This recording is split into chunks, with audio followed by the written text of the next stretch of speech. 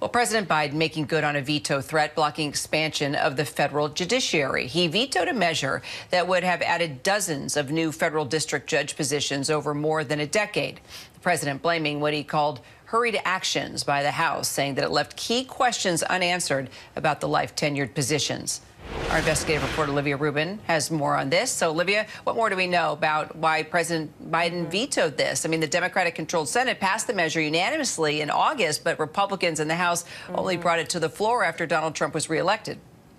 Exactly, and it seems like that process that you just laid out there really led to why this bill ended up being vetoed, because like you said, it was originally passed, it was bipartisan, but when the Republican-led House didn't end up putting this bill across until after Donald Trump won the election. That, of course, created some accusations about playing politics with this bill, because once they ended up putting it across, everyone knew who was going to get to appoint that first batch of judges. It was going to be Donald Trump. So now you have President Biden vetoing it. He mentioned that sort of hurried action in his statement when he vetoed the bill. He also called out what might be some other motivations behind passing this bill. He pointed out the fact that some senators have left open vacancies in judgeships in their own state. So says essentially saying, why bring more judges if you're not even going to fill the spots you already have? What's your true motivation? Again, suggesting they just want Donald Trump to be able to put in more judges there. But it is